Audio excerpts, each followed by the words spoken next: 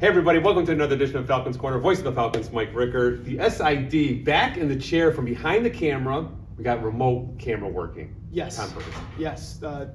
Otto is our producer. Is our producer and stuff. They're going to do a heck of a job back there. Yeah, too, yeah. You know, but you did give a clap, so I'm good. Yeah, I wasn't going to ban you like that, and the good thing is it's free flowing now. Yeah. We don't have an executive producer telling us what to do. So who knows what the end product is going to be, come Wednesday at 10 a.m. Right. I'm excited to see it. Yeah. As the millions of our fans are, I'm sure too, and stuff too. So, and we may have people walking in and out of doors and stuff too, because we're recording at lunch later, a little bit later than lunchtime, which is later than usual. So we might have some special people walking by. Who knows? It's a busy time for us in athletics. We had we're recording on a Tuesday. We had our home openers, if you will. Right. Shout out to the University of Scranton for letting us play down at Volpe Field for baseball. Right. Yesterday, a sweep over ASA College, but I was there. I'm going down to Scranton High School today because as of recording right now, we're playing Monroe College at 3 and 6 down at Scranton High School today for more baseball home action, and softball's got games Friday through Sunday away, and baseball has a scheduled game for Thursday. We'll see if that happens. In fact, Coach McCary, because of delays and postponements and whatnot, said he has more games this week than he had for spring break for his team. And they play double headers every day. And that's just the story of playing baseball in the Northeast. Whether it's high school or college level, games get backed up, but luckily we have a deep pitching staff and we'll be throwing people out there. I think he was secretly hoping maybe we would get rain just to give his guys a day, so he maybe doesn't have to throw any position players out there on the mound, just to save his guys for some big Region 19 matchups. But they're on a little bit of a hot streak. They are 8 in a row. Big wins over ASA College on Monday. Right.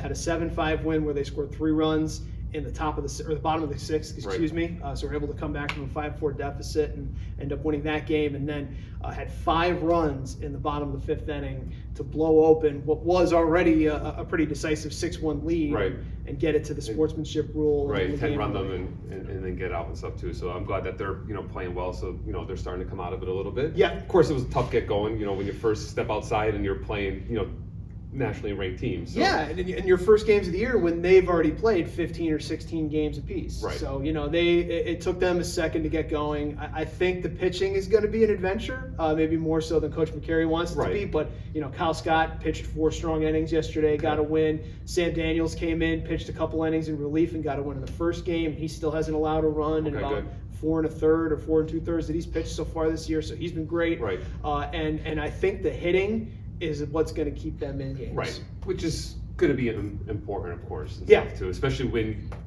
not only are we going to be playing a bunch of games during a week, so will some other schools up in the Northeast. Sure. We may be seeing their 5th, 6th, 7th best pitchers. So our lineup is a little bit stronger than theirs. Then I like our chances. But Coach McCary's specialty is pitching, so he'll make sure his arms are ready to go, especially down the home stretch and stuff too. But hopefully, get a chance to get those guys that got us early in the season some postseason World Series action. Maybe we'll see them again, and we'll feel a little bit better about our chances. Well, like we talked last week, the guys that are stepping up right now, Quinn Hannafin's leading the team in batting average and OPS, and he's been great. He had a good game. I think he was 3 of 4 in the game yesterday against ASA, the 11-1 win. Cody Fleischer was also 3 of 4, and he's been great too. Eli Riley, who transferred in this year, he's been a real nice addition for them as well. He's kind of been eased into the lineup, but he's added a lot. And Helfgott's been a good leadoff guy for them, and of course George Castro's been great when he gets a hold of the ball. Yeah, he's a powerful dude. He's ripping it up and down the field. So it's been fun to watch them kind of show what they've got, even in the 2 games that I've seen. Yep. And then we said they are supposed to be home on Thursday, right? But yes, weather permitting, and then when will they be home again in case Thursday's rained out? Anyone wants to get? They have a single game against SUNY Sullivan on Thursday, and then we'll see if that happens. Right. Then they're away this weekend. I know they're playing at Sussex. They're on Friday. They're at Raritan. So we got to wait till next week. Yeah, so we're gonna have to wait until next week. I don't think we have anything maybe until next Tuesday, if that. We'll see. So for results of all the games we're talking about and upcoming games, LackawannaFalcons.com, like we always say. And if there is happen to be a live stream for any of our home games, and especially any road games, because our home games, for the most part, we're going to do our best. If there's any road game streams, I know you as SID will put that on our social media. I do my best to hunt them down and make sure they get up. But LackawannaFalcons.com/YouTube is where you can find any streams for our home games. We have the technology, we have the mad scientist as the big boss, who's putting it all together, the big guy, Dr. Larson. So we're doing our best to make sure we get as much of these streams, as much of our home games on our YouTube channel as possible. Good. And then let's talk about softball, because they're playing a bunch of games too. So they were away this weekend, and they split, they got swept, they swept, so where we at record-wise with them? I know we're still hovering around 500. They're right? 9-8. Okay. It was interesting. They had a tough couple games. They split the series with Hartford, the doubleheader with Hartford, and then they lost pretty. I don't want to say harshly, but the bats were really quieted against Hagerstown and SUNY Corning on Saturday. But they woke up on Sunday. That's the thing. I thought, oh wow, okay, so these teams are pretty good that they're playing. Right. And then they scored 28 runs on 34 hits in 2 games, 14-7 over Hagerstown, 14-12 over Corning. No defense played in that game. Yeah. But Emma McNally, who was our athlete of the week for Lackawanna College, hit over 550, I think, last week. I got to stop you right there. You can't talk numbers with Emma. No? No, because if she's watching this, Emma, I apologize. I didn't get a chance to talk to Tom yet. I mentioned her numbers when she was away at Myrtle Beach, and she covered her ears. I don't want to know what my numbers are. I was like, how could you not want to know? As someone's job is just to go up there and rake and hit, not know where you're at. And she's like, I don't want to know, I don't want to know, I don't want to know. Well, so Emma, earmuffs. Yeah. 550 last week. She had a monster OPS. She had 6 RBIs. She hit a 3-run home run that won the game. It was pretty much the go-ahead home run against SUNY Corning. She and Skyland Gilligan were great on Sunday. I think Gilligan had 9 RBIs in the 2 games combined as well. They really kind of boosted a Falcon lineup that needed it, and everybody else got involved. Yeah. I mean, and I know Madison Vicker, she homered also. Yep. That was one of my last messages to the ladies when I saw them last week in the weight room. Was like, let's come back with some deep balls, just so I could feel good about what we're doing. I think Savannah. Not that I want that affecting their swing and just be more uppercut and stuff and just trying to hit home runs, but like let's hit some line drives. Let's clear the center field gaps, left center, right center field gaps. Take some things. So I'm glad that they were able to go yard. It made me feel happy. Yeah. But I was more happy that they won. I'm sure they left a lot of runners on base. That's according to Coach Fitzman, that's been their big downfall so far this year is leaving runners on base. It's amazing because they scored 28 runs and I think combined there were still like 20-some runners left on base in 2 games. Yeah, so I know it could have been worse. Yes, so I know Coach Pitzman. I'm going to see the ladies in the weight room this week. That will be his one thing. We're still leaving too many runners on base, and I'll be like, yeah, but they homered, Coach. So, but now what is their schedule like? When are they home? Because they haven't officially been home yet. They're not home. I think I have to double check this and go to LackawanaFalcons.com to check this for the softball schedule. I don't think they're home until March 31st, either March 31st or April 1st. Okay. This weekend they're up at Onondaga for they're playing 3 SUNY teams in double headers. So they got SUNY Onondaga and SUNY Herkmeyer, I think, on Friday, and then Herkmeyer and another team up there, and then that team and then that team and Onondaga on Sunday or something like that. So they're getting the games, and I think the weather, it might be a little bit cooler than it was last weekend for them, but I think the weather should cooperate. But that'll be good competition because we know that those SUNY teams are usually pretty good, regardless of their division. They're usually pretty good when it comes to softball, and that'll be a good measuring stick for them.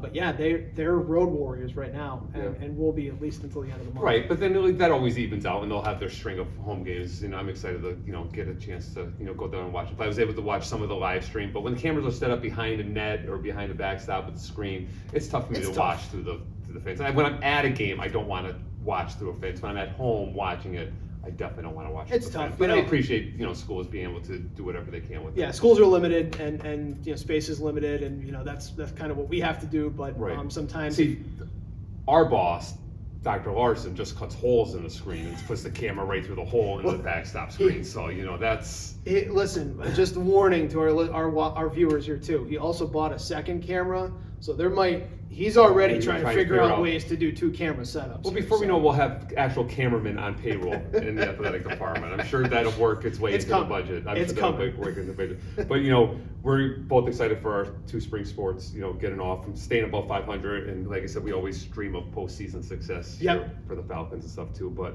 And then the big congratulations to Emma, despite not knowing what her numbers are. She is raking, and I know she's one of the ladies that, Coach Pitt, talked about, a lot in the offseason stuff. They expect big things from her and stuff too. So let's pause. Yep. We're not going to talk to Emma because she's got to get ready. She has a weight room session today. So she'd much right. rather be in the weight room, I think, than here. But I'll let her know today that she's athlete of the week in case she doesn't know. I'll interview you for you and I'll give you the notes and we could just have them in file. We'll put them in storage or something. Sounds good. All right, we'll be back in the Falcons corner. Take play.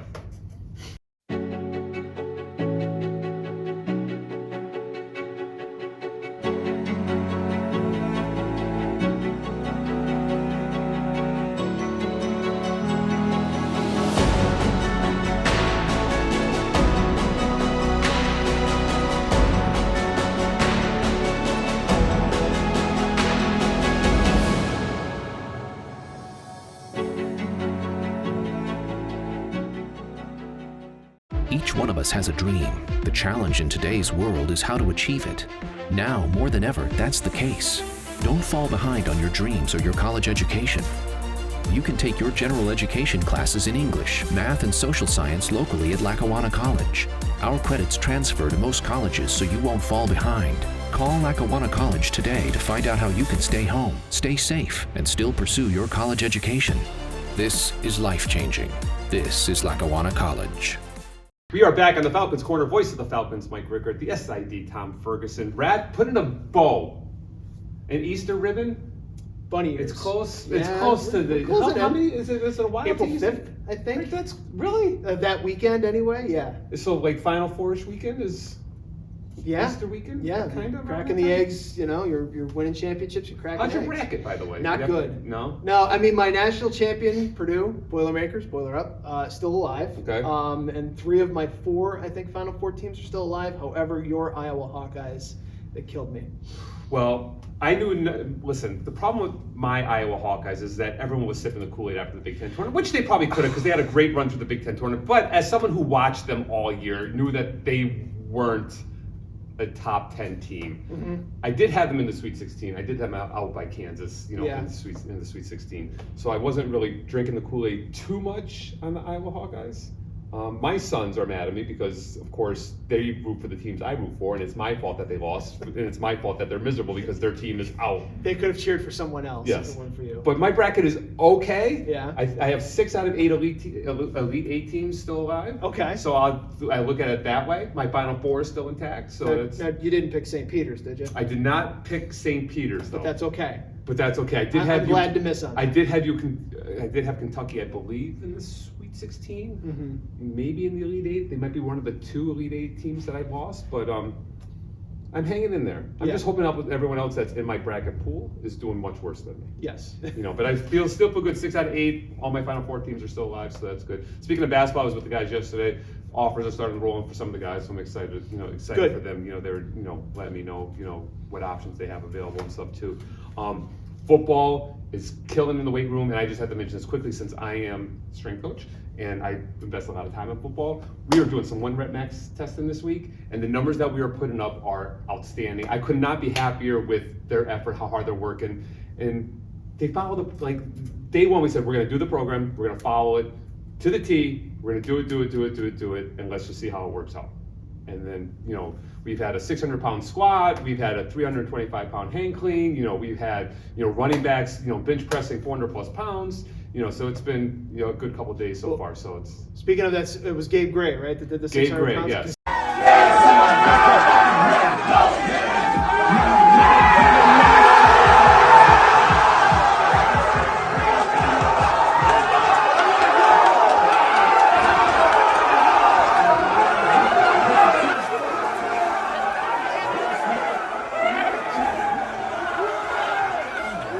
He's always posting videos from the locker room Yep. or the weight room, and I saw that yesterday. Yeah, so it's on Twitter, so on if the you want Falcons to add it Twitter, on there yeah. or look at it, it's not.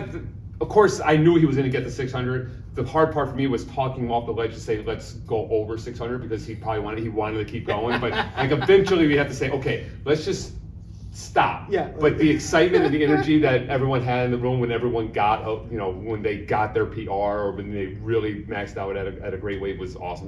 We had great energy in that weight room. Yeah. Especially this week. So I'm not a big numbers guy, but just for their sake and saying, hey, maybe I know just a tad, a little bit. just may help with them working out over the summer. Yep, and they start practice in like a week or so. Yeah, next week they'll be. I don't think they're in full pads yet. Next week, I know they're going to start just helmets and jerseys and stuff too. But they're getting ready to go into the spring, and their spring game is in May. Yep. So it's excited, but some guys have made huge gains, and I love our local guys that are here. So Janasa Boone, if anyone's local watching it, former Valley View product, tremendous athlete, could play any position he wants. I think he finally settled on a position. What he's been able to do in the weight room the last couple of weeks, and how much weight he's added, is tremendous. So for those local football fans out here looking for some local talent, Janasa is going to be on everyone's, I think, radar. Yep. Next fall. So I'm excited for him. Yeah. And then I'm also excited for Sam Graham, who just walked in, who is a monster in the weight room also. There is Sam Graham. Sam, hurry up real fast. Get over here. Come on. Come on. You've been walking around with this football. Impromptu. Sam Graham put up some impressive numbers yesterday, so you were just in hang power cleans. What was your 1 rep max in the hang power clean yesterday? My 1 rep max was actually 295. I tried to get under that 315, but she wasn't going to go. 295 is something. So you had the second highest hang power clean out of everyone yesterday, but that was a bigger guy than you. Yeah, much beefier guy than me. But so Sam Graham's just defensive back, just hang power clean in 295 like it's no problem. Today we bench. Yeah. You'll be ready to go. Going for 405 on the bench. All right, sounds good. Here we go. Thank you. Sam Graham. All right, we love having little guest appearances. I love the impromptu. Yes, the little guest appearances. But so football practice. I know we'll have a lot of Division I coaches and stuff. I'll probably watch them practice. So it's an exciting time for football and stuff too. So a lot of good things going on at Lackawanna College. LackawannaFalcons.com, Instagram, Twitter, Facebook. Twitch. Twitch still happening? Esports still doing their thing. Okay. I know Overwatch is competing in their spring season, if you will. And let's not forget golf tournament. Yes. Monday, June 6th. And I think it's really important because we talk about we're going to auction off a spot to play in Joe Paparelli's foursome. He's going away to play golf for a whole week. He's gone right now. He's gone. He's on a plane, I think. So he is just ready to roll for the tournament. So he's going to have tons of. We talk about our baseball team playing teams that have already got games under the belt. That would be like me. I mean, probably the first time I'm going to touch my clubs will probably be at our golf tournament for the year. Maybe I'll get out once or twice beforehand. But Joe is like those southern baseball teams who invite schools from the north down. Say, come on down. We got 15 games under our belt. We're gonna, hang a dozen runs on you and make you feel terrible about yourself. That's Joe Paparelli at the golf tournament. So get your money in to play with Joe. Joe's in Myrtle Beach right now, training to do that to some poor sap. Yes. On up at Elmhurst, Monday, June 6th. And he gets the hit from the senior seats, even though he's a young guy. Yeah. So, all right, a lot of good stuff. Like I said, LackawannaFalcons.com. Thanks for sitting in the big seat today. You did Absolutely. a tremendous job. Great job by the robot. It's like having major league umpires behind the camera. Robot umpires, man in the camera today. Boom. Yep. Perfect. No notes. Everything works. Yes. We'll see you next week on the Falcons Corner. Take flight.